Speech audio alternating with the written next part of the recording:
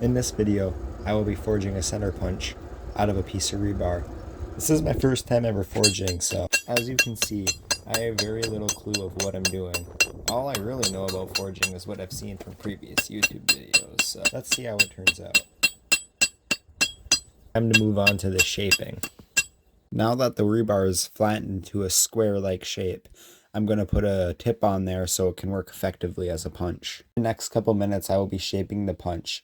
If you want to skip through that process, I'll put a timestamp on the screen for you all to skip through.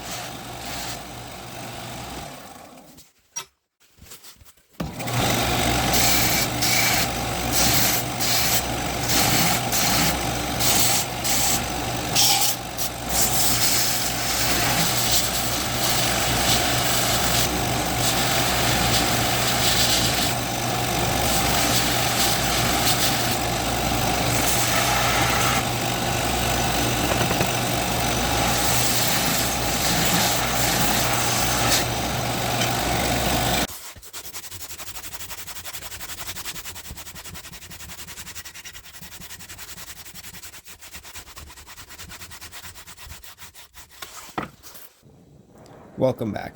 The next part we will be working on is the heat treating process. The heat treating process consists of heating metal up until it's about 1400 degrees Fahrenheit and then quenching it in water, or in this case oil, because that's what I had on hand. You can tell the steel's 1400 degrees because the steel will start to glow bright orange, and that's the indicator you're around the heat treating temperature. The reason that I'm heat treating the punch is because when you hit on the punch, the tip will start to mushroom with use, and that's why I heat treat it so it doesn't mushroom when I use it. Now it's time for the final reveal. Here's the before picture, and here's the after picture.